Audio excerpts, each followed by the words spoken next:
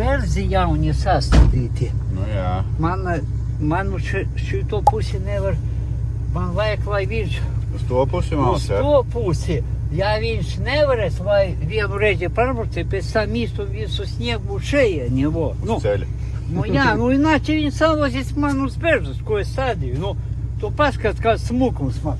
Es senes lāsu šeit, meitas atbrauc, arī skraida Pa bērziem.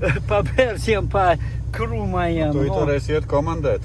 Kas tas Nē, jā. Es tur citu zini, kad Ainārs nodarbojās ar Uralu. Viņam ir konts, ka viņš vēl kārā visus traktors. Jā, viņš sataisīja tagad.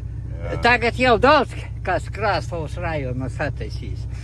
Bija viens tāds Plotka, viņš pie Dagdas kā uz Asuni braukt. Viņam bija MTZ komandas, ja? И viņš visus valkāja, kā Dāņas tur iesa pūra. Viņam, tā ļebjotka pakaļā bija. Viņš tur 30 tonnas ārā. Jā, brauc jau šo. Jā, es kas esmu ietegoši, kam vajag izvilkt kaut kādu tehniku no meža ārā. Brauc, viņu nofilmē, kā viņš brauc. Skatieties YouTube kanālā Zem Letes un Liktīgs. Paldies Aināram!